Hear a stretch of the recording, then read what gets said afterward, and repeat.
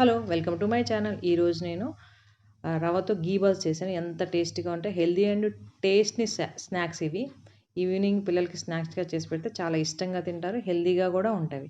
ఇవి చేసుకునే విధానం: ఫస్ట్ ఒక బాండి పెట్టుకొని దాంట్లో 2 స్పూన్లు నెయ్యి వేసుకొని జీలకర్ర వేసుకొని చిటపటలాడిన తర్వాత ఒక కప్పు రవ్వకి 1 గ్లాస్ వాటర్ పోసుకొని మనం బాయిల్ చేసుకోవాలి. కొంచెం మిరియాల పొడి వేసుకోవాలి. ఆ తర్వాత పించ్ సాల్ట్ ఎక్కువ వేసుకోకూడదు. తర్వాత రవ్వ పోసి మంచిగా ఉడికించుకోవాలి. అది హాఫ్ బాయిల్ రవ్వ అయిన తర్వాత మనం కొబ్బరి వేసుకొని రెండింటిని కలుపుకొని మంచిగా ఉడికించుకోవాలి. మంచిగా ఉడికిన తర్వాత దగ్గరగా ఉడికించుకొని బాగా కలుపుకొని దగ్గరగా ఉడికించుకొని దింపి పక్కన పెట్టుకొని చల్లార్చుకొని వండలు చుట్టుకోవాలి.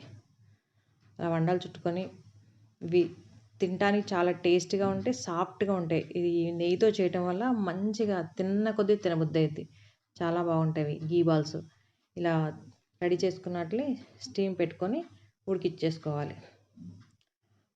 ఉడికిచ్చినవి కొన్ని బాల్స్ మంచిగా ఉడికితే, కొన్ని బాల్స్ కొంచెం కొంచెం విడిపోయి అతుక్కున్నట్టుంటాయి. No problem. అట్లా ఉడికిన తర్వాత మళ్ళీ వండలో చుట్టుకొని చేసుకోవచ్చు.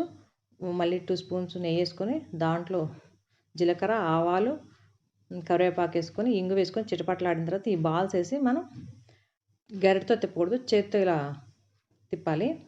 ఆ తర్వాత పసుపు, ఉప్పు, కారం వేసుకొని మళ్ళీ ఒకసారి చేత్తో అనుకొని తర్వాత నువ్వులు వేసుకోవాలి. తర్వాత కొత్తిమీర వేసుకోవాలి.